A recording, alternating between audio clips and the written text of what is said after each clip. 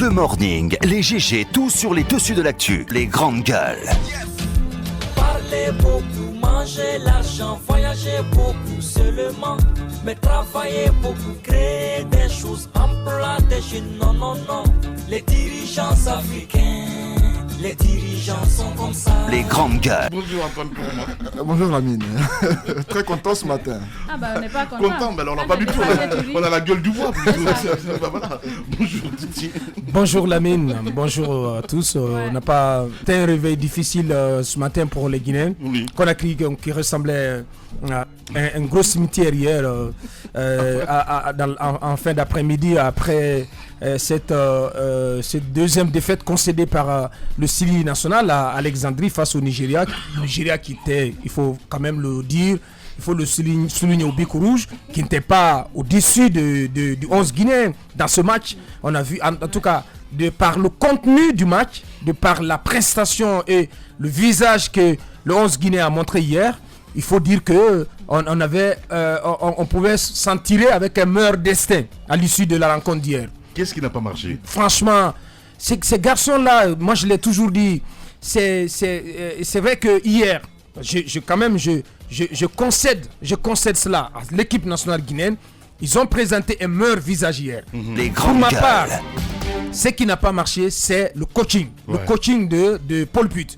Un coaching qui est aujourd'hui questionnable, qui peut être remis en cause. Ouais. Parce que même si la dernière fois, quand on a eu le président de la fédération, il a dit oui, il y a 11 ou 12 millions de Guinéens, il y a 12 millions d'entraîneurs. Mais on ne peut pas faire autrement. On ne peut que s'intéresser aux moindres détails en ce qui concerne notre équipe nationale. Ouais. Je parlais de la prestation assez intéressante de l'équipe, de la jeune équipe et la formidable équipe malienne. Mais quand on voit comment Paul Put a géré son effectif, il y a eu d'abord trois changements dans le 11 de départ. Le gardien de but Ali Keita, qui c'est vrai, a été coupable sur un des deux buts contre Madagascar, a donc été remplacé par Koné. On a vu aussi que l'entraîneur a titularisé d'entrée Naby Keita Deko, donc qui manque de rythme, qui vient de blessure, mais qui par sa présence seulement pouvait apporter un certain répondant psychologique à notre équipe nationale. Il y a eu aussi donc un autre remplacement. Donc il y a eu trois changements dans le 11 de départ. Mais ce qui n'a pas marché, par contre, c'est le changement que Paul Put a opéré au moment où les Nigérians avaient bénéficié d'un coup de pied arrêté. Donc à une phase comme ça du jeu, on ne peut pas se permettre. C'est une erreur de débutant que notre équipe nationale a payé cash. C'est le but, l'unique but du Nigeria est arrivé dans les mêmes conditions que un des buts malgaches. Mais je crois que l'anti-responsabilité doit être de cette défaite doit être portée. On doit porter le chapeau de cette défaite à Paul Put. Aujourd'hui d'ailleurs une réunion d'urgence, une réunion de crise est convoquée par le président de la Fédération guinéenne de football à 13h à Alexandrie, ce qui correspond à 10h ici.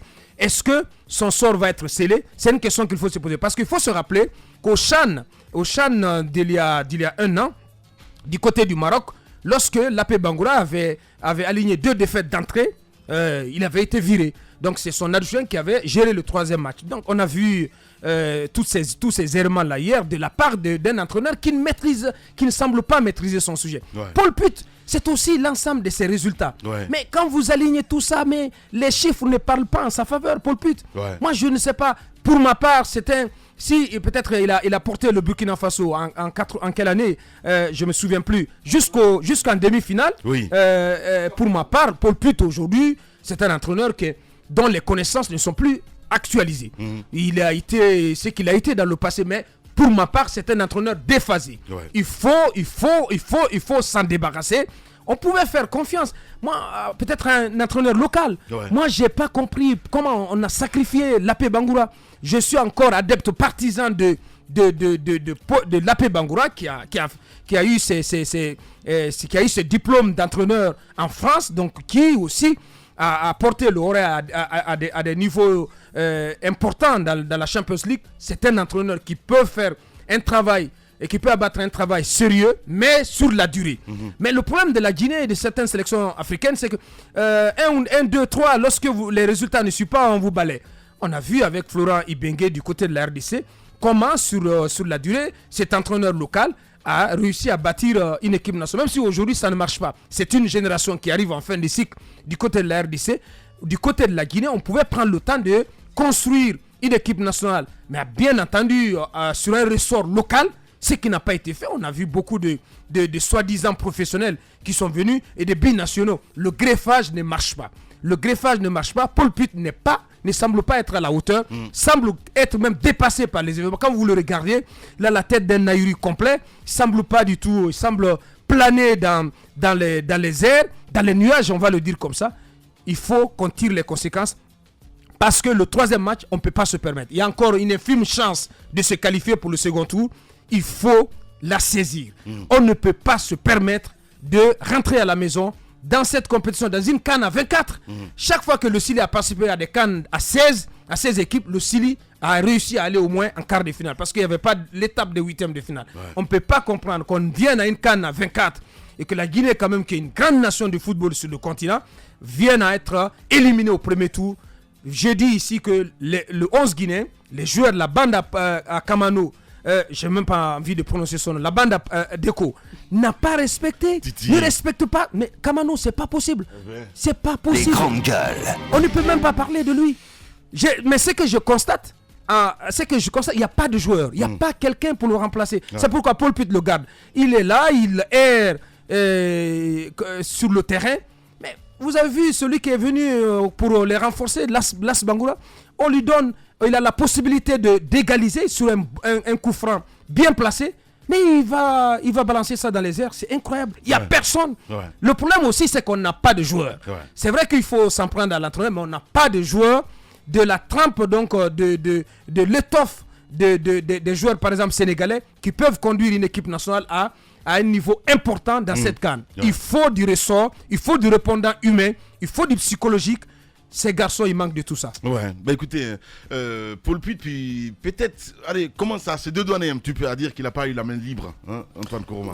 Oui, on l'a écouté lors de sa conférence de presse, disent qu'il y a des joueurs qui ne jouaient pas dans leur championnat, justement, qui sont venus en équipe nationale. Et Antonio l'a dit, si Paul Pitt a tenu de tels propos, des sanctions vont suivre. Un entraîneur qui tâtonne dans les propos, dans ses choix, mais il y a lieu de s'interroger. La Guinée hier a joué à 8 contre 11. Il y a 3 joueurs guinéens qui ne jouaient pas hier. Direstam, le 18, qui pratiquement, je ne sais pas c'était quoi son importance sur le terrain, parce que son côté était le plus faible dans le match, et les Nigériens ont profité de ce côté-là. Et l'entraîneur, sachant qu'on avait un souci sur le côté de Direstam, l'a maintenu malgré tout. Nabi Deko, qui était diminué en forme, on l'a forcé à jouer. On a même voulu que Nabi se blesse, parce qu'apparemment c'est ce que voulait Paul Pitt. On a senti qu'il n'en pouvait plus. Mais il est très fébrile en ce moment. Quand un joueur ne peut pas tenir, mais il faut l'enlever. Nabi Deko, hier, n'était pas en forme, on l'a maintenu. Kamano, alors là, Abakar Diallo, les mots utilisés avant-hier pour le qualifier, j'ai estimé que c'était disproportionné. Ce matin, j'ai dit que c'était léger. Parce qu'à mon avis, Kamano, mais c'est pas possible. Les grandes gueules. Nécessairement, les mots d'Abakar Diallo avant-hier étaient légers. Certes, je l'ai défendu avant-hier, mais je le dis encore une fois. C'est bien. Il a trompé. Oui, mais je reconnais que j'ai eu tort de le défendre parce que Kamano, mais ce n'est pas un joueur de football. Sur le terrain, il n'a rien démontré. Mais quand un joueur vient en équipe nationale, mais l'impression que j'ai, c'est qu'il y a un souci de patriotisme. On confond parfois, quand on vient en équipe nationale, les actions du match vu. Titi Camara, quand on l'a eu en interview, Lamine, rappelez-vous en vacances, dans l'émission Entre nous, il a rappelé comment est-ce qu'il venait en équipe nationale. Justement. À cause du Chili, Titi Camara, qu'est-ce qu'il faisait à l'époque à Liverpool, il a quitté l'équipe de Liverpool parce qu'on l'a insulté pour son équipe nationale. À l'époque, il est venu en équipe nationale et l'entraîneur lui a demandé pourquoi il est venu en équipe nationale, qu'ils avaient un match important avec Liverpool. Voici des joueurs qui, à l'époque, ça donnait beaucoup, qui mouillaient le maillot. Titi Camara, Mansaré et les autres ont été des patriotes. Mais ceux-là qu'on a aujourd'hui sont tous sauf des patriotes. Mais c'est des gens qui viennent pour se montrer. Des joueurs qui, à tout bout de champ, écrivent sur Facebook. Je vois Souri Kaba qui, depuis lundi, parce qu'on l'a encouragé en disant qu'il a bien joué, mais ne cessait de se faire voir sur Facebook en disant croyez en nous, on fera de notre mieux, mais il n'a rien foutu sur Rikaba. Donc j'estime que tous ces joueurs-là sont des joueurs high-tech, mais qu'ils sont. Non, sincèrement, j'ai été déçu, Lamine. Mais voyez sur la toile des vidéos faites par des Guinéens. Des Guinéens qui font des vidéos qui cassent leur poste téléviseur. Beaucoup de Guinéens ont estimé qu'ils ne pouvaient pas appliquer de crise, sont allés suivre le match dans les hôpitaux. Parce que là, ils étaient en sécurité. Donc j'estime que ces joueurs-là ne nous rassurent pas du tout. Et donc les Guinéens ont eu tort de croire en eux. C'est important qu'à leur retour, alors si là, ils reviennent en étant éliminés au premier tour, on va faire comme Guy Robert en Côte d'Ivoire en 2000, qui, au retour des Ivoiriens de la CAN au Ghana, les a envoyés directement au camp militaire pour une formation. Ben si, on va les envoyer pour une formation de ce côté, afin qu'ils sachent que la patrie, on ne joue pas avec. Parce que ces joueurs-là, ils s'amusent sur le terrain, ils ne s'adonnent pas du tout, mais il ne suffit pas qu'il y ait des millions de Guinéens qui croient en eux, qui derrière peuvent mourir parce qu'ils ne jouent pas bien sur le terrain. Ces joueurs-là, sincèrement, ils ne nous considèrent pas, ils ont abusé de nous, la mine, ils se sont foutus des Guinéens, et il faut que des conséquences suivent. Alors, pour clore, Paul Put. Alors, cet entraîneur-là... Paul Put. Putain. Paul Put. C'est écrit pute en français. Ok. Prononce Paul Put. Bien. Paul. Quand même, les gars. Paul, ce qu'il faut dire à Paul. Oui. C'est vrai, il a envoyé le Burkina en finale d'une compétition. Mais depuis son arrivée en Guinée, il n'y a pas de résultat. Et à la CAN, des équipes devant lesquelles il aurait pu gagner, il n'a pas pu gagner.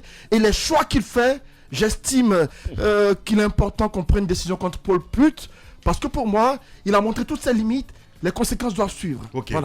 Voilà, il n'y a pas de problème. Allez-y, madame. Non, mais écoutez, quand j'ai parlé des différents échecs qu'on a enchaînés pendant les matchs amicaux, les gens l'ont dit non, qu'il fallait que ça pouvait aller. Ça, c'est des matchs amicaux qui ont précédé la CAN, qu'on pouvait faire de meilleurs résultats pendant la CAN. Et c'est le contraire qu'on est en train de voir sur le terrain. Je pense que hier, les Guinéens en ont eu pour leur compte. Il suffisait de voir juste ce qui s'est passé après le match. Il y avait un silence de cimetière dans la ville de Conakry, parce que les gens n'ont pas compris. Moi, j'ai regardé ce match hier, j'ai failli me casser la figure pendant que je présentais mon flash. J'ai vu, parce qu'on regardait le match en direct dans le studio, j'ai vu des signes de mes collègues, j'avais la tête dans le match et j'avais pas le cœur dans le flash. J'ai compris qu'il y avait eu changement et malheureusement à la fin, dès que j'ai fini le flash, on dit malheureusement ça a changé négativement.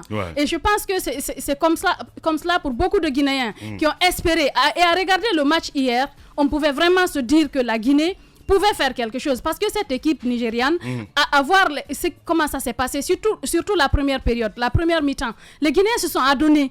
On a vu vraiment qu'ils pouvaient être à la hauteur. Ils pouvaient s'en sortir à la rigueur avec un match nul hier.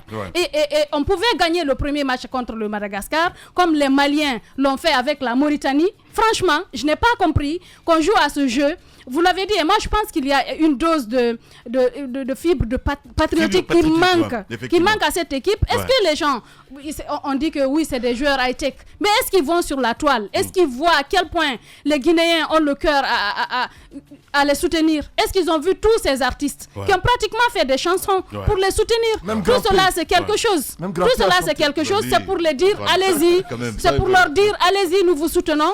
Pour qu'une fois au moins, on puisse faire quelque chose, rapporter quelque chose à ce pays-là. Mais quand, je vous dis, après la première mi-temps, on a vu ce qui s'est passé, surtout ce changement dont Titi a parlé. Je pense qu'au moment où on avait besoin de plus de concentration, c'est pas en ce moment qu'il fallait opérer ce changement. Je pense qu'on pouvait juste attendre que le corner soit tiré après qu'on procède à un changement. Moi, je n'ai pas compris. Et puis qu'on enregistre le seul but qu'on ne devait pas enregistrer. Moi, je n'ai pas compris.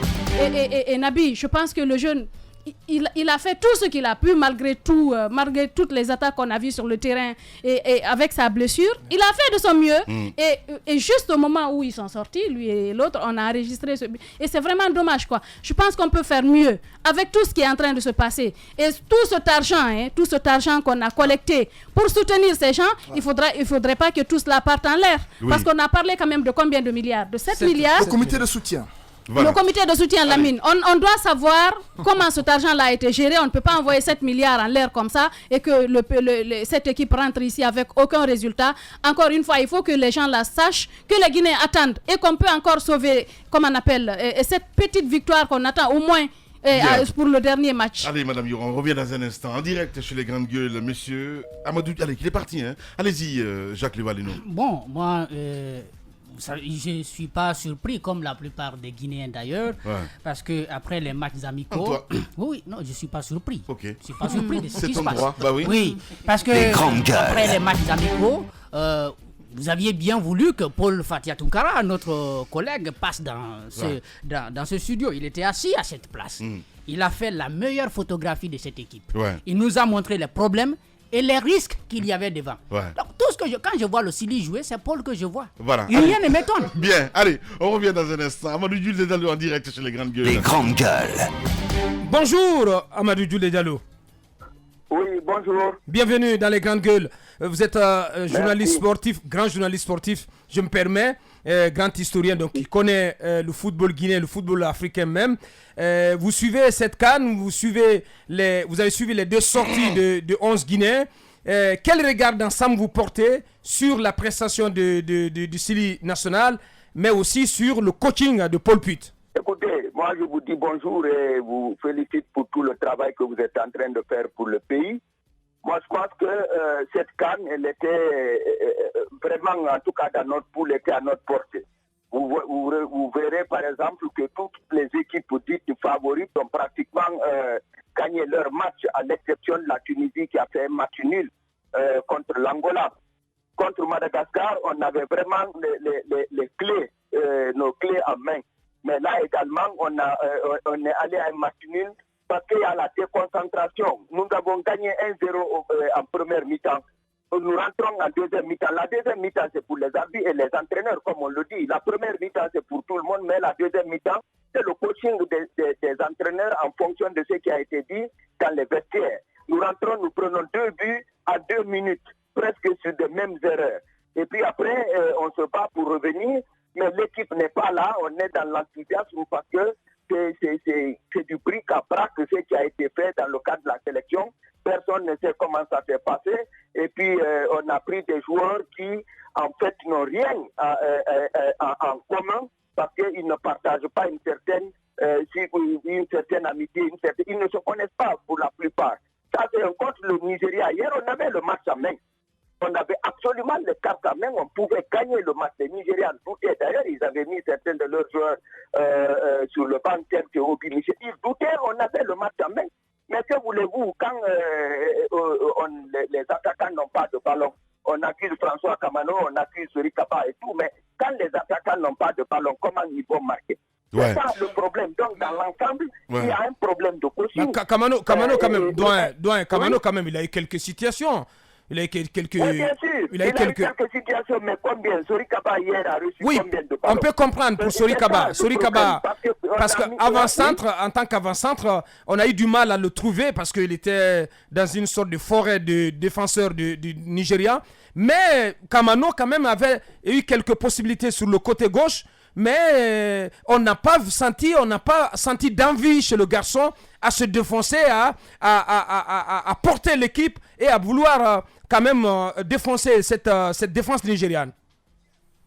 Bon, moi je ne le dédouane pas, mais je dirais hier que les attaquants n'ont pas eu assez de ballons, simplement parce qu'il y a une fracture au niveau des différents compartiments du Sili national. L'axe central laisse à désirer. Vous savez, l'affaire de football, c'est une affaire d'abord de complicité. Si vous prenez par exemple un axe central du Sili national avec Souma Soriba et Dante et Kalva, ils se connaissaient bien. Si vous prenez OFP à son âme et Morla et Souma Koulibaly, ils se connaissaient bien. Donc il y a une complémentarité. Mais le problème, c'est qu'il y a une fracture au niveau des différents compartiments du Sili. Or, une équipe, c'est d'abord sur cet ensemble. Le Nigeria a été absolument à notre portée. Mais Paul Puit, en réalité, mais qui l'a recruté? Justement, voilà. Aujourd'hui, on dit Paul Puit, dans quel environnement il s'est trouvé? Justement, on va toucher la plaie, M. Amadou Jules Diallo. Voilà, on va toucher la plaie parce qu'Abakar disait ce matin que le coaching a failli quelque part. Et on se dit quelque part, est-ce que l'entraîneur a la main libre? Parce que lui-même, il commençait déjà à faire des sorties dans la presse. Écoutez, si nous voulons dire la vérité, le football guinéen connaît une corruption généralisée. Une corruption. Au niveau national qu'au niveau international. Il y a une corruption généralisée de notre football. Mais on ne veut pas dire la vérité parce que ceux qui sont en charge du football guinéen aujourd'hui, les personnes des presses du palais de Couturea. Mais il y a une corruption généralisée. Vous ne pouvez pas prendre des binationaux. Des joueurs, l'entraîneur même, il a reconnu. S'il dit qu'il a reçu des joueurs qui, en fait, ne jouaient pas dans leur club, ça veut dire que des joueurs lui ont été imposés. Et par qui? Cherchez à savoir. S'il n'y a pas de fédération guinéenne de football, disons-nous la vérité. Il y a Antonio Soirée à Amadou Diaby, point tête. Le reste, c'est la 5e roue de la charrette. Il n'y a rien, absolument rien. La fédération, c'est Amadou Diaby, Antonio Soirée, point trait. Si l'entraîneur, demandez-lui qui lui a imposé les binationaux. Oui. Moi, je veux bien. Vous pensez que les deux. Avec le pays, vous prenez binational, ça marche pas. Vous pensez donc que les deux, Amadou Diaby et Antonio Soirée, sont donc les maîtres à tout faire et qu'ils auraient été donc ceux qui ont démarché ces binationaux et qui les ont imposés au coach Paul Pout? Moi, je sais, Antonio, avant d'être président de la Fédération guinéenne de football, avait déjà en 2013, à la finale de la CAN entre le Nigeria et le Burkina Faso, Antonio Soirée voulait déjà de Paul Pout. Ça a continué et je sais que 3 fois de suite à Paris, Paul Pout a pris son train à Bruxelles pour venir rencontrer Antonio Soirée pour discuter. Avant qu'il ne soit président, c'est quand il est devenu président. Mais quand un entraîneur vous dit, bon, j'ai eu des joueurs qui ne jouaient pas dans leur club, dans mon effectif, posez-lui la question de savoir qui lui a imposé ces joueurs. Voilà la question, mais ayons le courage de dire, le football guinéen le football est très sensible dans tous les pays. Je dis bien, il y a une corruption généralisée du football guinéen, tant à l'intérieur qu'à l'extérieur, et qu'aujourd'hui, les seuls maîtres à bord, c'est Antonio Soirée et Amadou Diaby, et tout le monde les laisse faire. Les conséquences, c'est nous tous qui allons les payer. Bien. Les vérités crues ce matin de Amadou Diallo en direct ce matin sur les juges. Allez-y, Madame Hiro. Alors, en tant que professionnel sportif, je veux dire grand journaliste sportif, comment avez-vous justement compris le changement opéré justement par rapport, c'est en ce moment pratiquement qu'on a enregistré ce seul but. Comment avez-vous compris ce changement-là? Est-ce qu'il fallait procéder au changement exactement à cette période? Un entraîneur regarde le moment de procéder à un remplacement. Vous ne pouvez pas remplacer un défenseur au moment où un corner est en train de se jouer et celui qui rentre n'est même pas encore dans le bain de la rencontre. Tout ça, c'est le mauvais coaching justement de Paul Pout, parce qu'en réalité, il n'a pas les mains libres, il est fâché, ou alors lui-même, il n'a pas les compétences requises. S'il n'a pas ça, c'est une faute qu'un entraîneur ne peut pas commettre. Vous ne pouvez pas procéder à un remplacement sur un coup de pied arrêté, surtout un corner, avec tous les dangers que cela peut amener. Voilà, merci beaucoup, monsieur. Allez, dernière question peut-être. Moi, j'ai envie que vous établissiez pour nous une comparaison, parce qu'on parlait de patriotisme quelque part par rapport à ces joueurs que nous avons aujourd'hui. Quand on parle de Titi Camara, de Salam Sow et autres, quelle comparaison pouvez-vous établir aujourd'hui entre ceux-ci et cette nouvelle génération? Je le dis encore une fois, binationaux, ce n'est pas la faute à ces joueurs. Mais je prends l'exemple de Lamine Guirassy. Il est né en France. Si ses parents ne le faisaient pas venir en Guinée régulièrement pour être au contact de Conakry, au contact du village à Boké et tout, vous pensez qu'il serait revenu ici pour monter espace? Il ne serait jamais revenu. C'est parce qu'il y a eu le contact du pays. Si vous prenez un binational qui est né là-bas, dont les parents sont là-bas, faites-le d'abord venir au moins pour des vacances, qu'il prenne le contact avec le pays, rechercher les parents de son père, les parents de sa mère ici, appelez-les, envoyez-les dans la famille, envoyez-les au village, qu'ils soient au contact du pays d'abord. Mais un binational que vous prenez là-bas, qui atterrit directement une équipe nationale qui va à Alexandrie, quel est le patriotisme qui peut l'amener? Il n'a aucun contact avec le sol guinéen. Par rapport, et puis on a laissé des joueurs ici comme Amadou Faye Camara qui a joué. Bien. Amadou Diallo, en direct ce matin chez les Grandes Gueules. Allez, on a perdu, mon cher Titi. Ouais, on aurait aimé quand même. J'aurais aimé lui poser la question de savoir quelles conséquences peut-on tirer de ces contre-performances. Parce que j'évoquais le cas de cette réunion d'urgence aujourd'hui. Ouais. Et je pense que c'est une réunion au cours de laquelle on va se dire les vérités. Mais il soulignait le cas quand même de Paul Pout, sa sortie dans la presse au cours de laquelle il a dit qu'il a eu des joueurs sur le bras qui ne jouent pas dans leur club. Cela en dit long, en tout cas, sur le climat qui prévaut au sein de son effectif. Allez-y, Jacques. Non, j'étais en train de dire que je ne suis pas surpris parce que notre collègue Paul Fatia avait fait la meilleure photographie de cette équipe avant qu'elle ne participe, n'est-ce pas, à cette compétition.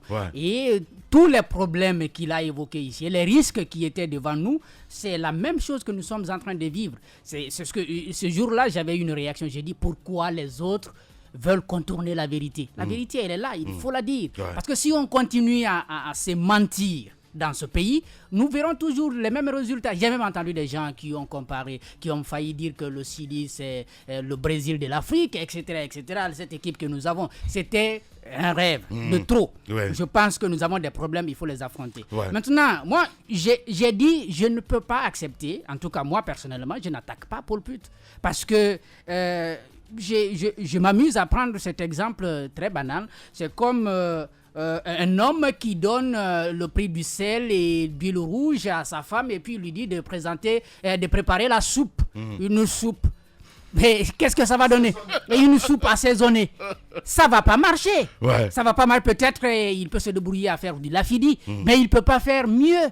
Il peut pas faire mieux. Je pense que le problème de Paul Put, c'est vrai qu'il aurait pu peut-être dire en amont, vous m'imposez des joueurs, je ne peux pas aller avec eux à la CAN. Ça pourrait être quelque chose de très essentiel. Et il y aurait eu des réactions pour imposer quand même à la Fédération guinéenne de football un certain nombre de libertés à accorder à cet entraîneur de recruter lui-même ses propres joueurs, aller à la compétition. Maintenant, il en serait entièrement responsable. Il n'y a même pas de doute là-dessus. Le fait de dire est-ce qu'on lui a imposé des joueurs. Amadou Diaby s'en est félicité. Et dans des émissions de grande écoute comme les Grandes Gueules, c'est lui qui est parti chercher ces joueurs-là et qui les a amenés. Aujourd'hui, s'il y a des problèmes... Mais si Paul Put, comme tu l'as dit, si Paul Put a accepté qu'on lui impose des joueurs qu'il n'a pas choisis, dont il n'a aucune connaissance du parcours et de l'état de leur état en termes de forme, je crois qu'il est en grande partie responsable. Parce que Paul Put, c'est un ouvrier que nous avons recruté. Paul Put n'est pas un enfant de cœur. Paul Put, il faut le savoir. Oui, mais c'est un ouvrier que nous avons recruté. La fédération nous appartient. C'est à elle de comprendre ce qui est bon pour nous. C'est un garçon de caractère. C'est à elle de l'être conséquente. À la fédération de se montrer conséquente. Il n'est pas un enfant de cœur. C'est un garçon de caractère. Je ne vois pas Paul Put se laisser dicter une conduite, se laisser imposer des joueurs. Alors s'il l'a fait, je ne dis pas que ça n'a pas existé. Je ne dis pas que ça n'a pas existé. Peut-être qu'il y a eu des manœuvres dans ce sens-là. On accuse aujourd'hui Amadou Diaby. Je n'en sais rien. Mais si Paul Put n'a pas été capable de résister à ces manœuvres-là, de dire non, de dire stop à un moment donné, où on a tenté de lui imposer des joueurs, je pense que si les contrôles, si le Chili est éliminé au premier tour, c'est qu'il est en grande partie responsable. C'est notre ouvrier. Je voulais ajouter quelque chose parce qu'il faut quand même se dire que Paul Put ne sera pas le premier entraîneur qu'on accuse de la sorte. Je me rappelle pendant la transition. Pour virer Titi Camara, on l'a presque humilié. On l'a remplacé par Passarera. On est passé avec des entraîneurs. À chaque fois que le Chili perd, les entraîneurs qui sont responsables. Alors, nous ne savons pas recruter un entraîneur. Nous ne sommes pas capables de choisir le bon. Nous ne sommes pas capables de manager nos entraîneurs. C'est pas seulement Guinée, c'est que... C'est mal connaître le football. C'est la règle chez nous. Le football, c'est comme ça. Lorsque ça ne marche pas, le premier à sauter, c'est l'entraîneur. Je pense qu'aujourd'hui, il va y avoir cette réunion d'urgence. Ils vont penser encore à des solutions de façade, c'est-à-dire virer l'entraîneur. Mais le problème, il est là. C'est à la fédération. Il l'a dit, Amadou Djoudé. Je crois, Amadou Djoudé l'a évoqué. Il faut s'intéresser à cette fédération. Il faut l'assainir. C'est ça le problème. Bien. Allez-y, Madame Yoro. Quand il se fâche, il perd sa voix. Il perd sa voix, mais en même temps, moi, il y a une chose qu'il faut reconnaître. Paul Put, il a dit c'est notre ouvrier. Mais vous, en recrutant, en trouvant un ouvrier pour faire vos travaux, vous regardez le bon ouvrier. Mais bien sûr, par rapport à ses compétences. aussi. Justement, il y en a, il y a des usurpateurs de titres qui viennent là juste pour être là, pour gagner quelque chose, mais qui ne répondent pas aux normes. Voilà. Moi, je ne peux pas comprendre, par exemple, que Paul Put se laisse imposer des joueurs qu'il ne connaît pas, dont il ne connaît pas le parcours. Parce que quand vous le recrutez, vous vous attendez à un certain résultat. Et lui-même, s'il doit se laisser dicter tout ce qui doit se passer comme on appelle, par rapport au Sili, à quoi aurait servi, comme on appelle, son recrutement?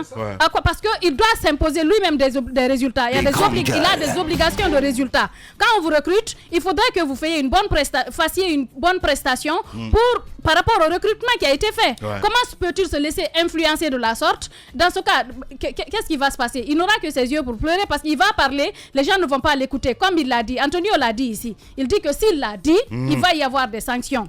J'espère que il ne s'est pas laissé influencer, parce que si vous ne connaissez pas le parcours des joueurs, vous savez pertinemment que vous n'aurez pas les résultats auxquels vous vous attendez. C'est comme un projet de vie. Vous savez là où vous voulez aller. Faites le nécessaire pour avoir les éléments qu'il faut pour vous permettre d'y parvenir. Vous ne pouvez pas laisser les gens vous envoyer n'importe quoi, n'importe quel joueur. Comme ça se passe souvent en Guinée, on utilise la corruption, on utilise des affinités pour mettre n'importe qui dans l'équipe nationale et nous obtenons le résultat que nous avons aujourd'hui, que nous ne désirons pas malgré toutes les dépenses. Je pense qu'à cette allure, il vaudrait mieux prendre toutes ces dépenses-là, construire des infrastructures sportives ici pour former nos enfants. Ça donnerait plus de résultats à la longue que de gaspiller de l'argent comme ça. Les Guinéens très en colère sur les réseaux sociaux. Antoine Kourouma, allez-y. Paul Put nous envoie un message codé, c'est à nous de le décoder. Quand il dit il a eu des joueurs qui ne jouent pas dans leur club, c'est à la presse justement de s'y intéresser et de révéler ce que veut dire. Non mais attendez, aveu d'impuissance certes, mais c'est à nous de révéler les dessous. C'est un aveu d'impuissance. Il y a des dessous dans le message de Paul Put. Il faut les révéler. Voilà, allez, on va revenir dans un instant. Sekou Koutoubou Kaba en direct sur les Grandes Gueules, un journaliste sportif aussi, allez-y. Ouais, Sekou Koutoubou, bonjour. Bonjour Abakar, bonjour les GG, bonjour à tous. Bienvenue sur Espace et dans les Grandes Gueules. Votre analyse en tant qu'observateur, journaliste sportif averti, vous suivez la CAN, vous avez suivi les 2 matchs de la Guinée, nul face au Madagascar, petit poussé de la poule, et puis cette défaite contre le Nigeria hier. Comment vous avez regardé tout cela? Quel enseignement vous tirez de la prestation de nos joueurs? Écoutez, je pense que c'est une déception, c'est vrai, pour tous les observateurs du football, vu le potentiel de cette équipe nationale de Guinée, vu tous les moyens mis à la disposition de cette formation-là, qui a pour objectif, je le rappelle, d'aller jouer les demi-finales de cette compétition, comme l'entraîneur l'a évoqué il y a quelques mois. Je crois que c'était dans un réceptif hôtelier de la place à la célébration des fêtes de fin d'année. Il avait annoncé notre objectif, c'est les demi-finales. Mais après 2 matchs, moi, là où il y a beaucoup plus d'inquiétude, c'est l'attitude même de notre équipe nationale. C'est vrai que les résultats, c'est vrai, il y a des résultats qui ne sont pas du tout convaincants. Vous l'avez rappelé tout de suite, 2-2 contre Madagascar. Et ensuite, il y a cette défaite hier contre le Nigeria. Mais c'est dans le comportement même de nos joueurs. On ne sent pas une équipe qui a de la révolte. Et c'est ce qui est beaucoup plus inquiétant. Donc voilà, même si aujourd'hui la Guinée a encore la possibilité, je le rappelle, de se qualifier dans cette Coupe d'Afrique des Nations pour les 8e de finale, parce que la formule a un tout petit peu changé tout simplement. Il y a les 8e de finale qui vont apparaître cette année avec la CAN à 24 équipes, mais c'est inquiétant. Voilà, même si on gagne notre 3e match contre le Burundi et qu'on a la possibilité de nous qualifier peut-être comme 2e ou bien meilleur 3e. Un des meilleurs 3e. Il y a de l'inquiétude parce qu'il n'y a pas d'assurance justement dans la façon dont le match est abordé, dans le management, parce que justement, c'est ce qui manque aujourd'hui à notre et moi sur le coaching de Paul Put. Le débat avec vous tout de suite sur Paul Put. Moi, je dis quelque chose, c'est quelque chose que je connais un tout petit peu. On n'impose pas un joueur à un entraîneur professionnel, je le rappelle. Paul Put, il a dit à maintes reprises ici qu'il a un logiciel. Voilà, je crois que c'est la fédération même qui lui a aidé à avoir ce logiciel, de connaître les temps de jeu de tous les joueurs guinéens qui évoluent à l'extérieur. Il a le temps de jeu de tout le monde. Lui-même, il a évoqué avant la Coupe d'Afrique des Nations, il connaît le temps de jeu de tous les joueurs. C'est pas après une contre-performance contre Madagascar qui vient de nous sortir des Amériques. ces joueurs ne sont pas en compétition, ils ne jouent pas encore. Pourtant, qui les a sélectionnés, ces joueurs-là? C'est lui qui a sélectionné ces joueurs. Donc, le premier responsable de cette défaite, et on a vu hier jusqu'où l'équipe a ses limites, jusqu'où l'entraîneur a ses limites, justement. Parce que même dans les écoles de football, on le rappelle, on ne procède pas à un changement sur phase arrêtée, défensive, sur un coup de pied arrêté, ça ne se fait pas. Et on a vu le joueur qui est rentré à la place de Michael Durestan, c'est lui qui a été fautif sur ce coup de pied arrêté. Donc voilà, je pense qu'on peut tirer sur la fédération, c'est logique, mais le premier responsable, c'est d'abord l'entraîneur. Ensuite, je le rappelle, c'est les joueurs qui ne mettent pas de l'énergie, qui ne font même pas un semblant de révolte dans cette équipe. C'est ce qui est beaucoup plus révoltant aujourd'hui. Je pense qu'à un moment donné, il va falloir voir les réalités en face. On a parlé des binationaux, on aurait peut-être pensé que c'est une solution alternative, mais n'oubliez pas aussi que les victoires se construisent. On veut aller en demi-finale d'une Coupe d'Afrique des Nations, mais est-ce qu'on a vraiment les moyens? On a l'effectif qui peut nous permettre d'aller en demi-finale d'une Coupe d'Afrique des Nations. On a vu le Mali, c'est des joueurs qui ont évolué dans toutes les catégories inférieures de l'équipe du Mali et se retrouver aujourd'hui dans l'équipe senior. Ils se connaissent. On a des joueurs qui ne se connaissent pas. Il y a des joueurs qui ont joué les éliminatoires qui ne sont pas là. Il y en a qui sont blessés. D'autres n'ont plus de club. Ils ne peuvent pas les prendre. Ce n'est pas les mêmes joueurs qui jouent cette CAN qui ont joué les éliminatoires de la Coupe d'Afrique des Nations. Donc c'est inquiétant l'attitude de notre équipe nationale. Et je pense bien que Paul Putte a perdu complètement le Nord à partir du moment où la Guinée a perdu ses matchs de préparation. À partir du moment, tout simplement, où la Guinée rentre très mal dans sa compétition. Et je pense bien que c'est la suite logique de tout ce qui a été fait en termes de résultats, des chiffres de cette équipe, parce que tout simplement, celui qui doit dégager plus de sérénité, qui est l'entraîneur, a perdu complètement le contrôle des opérations. Voilà, Sékou Koutoubou Kaba, journaliste à 6 Médias. Merci beaucoup, Sékou. Merci, Lamine. Merci au GG. La normale s'impose en norme. Le sens n'est plus sens. L'intelligence décriée et la médiocrité célébrée. Brisons cette inversion des valeurs. Bienvenue chez les grandes gueules de Radio Espace Guinée, en ondes depuis plus de 7 ans en Guinée.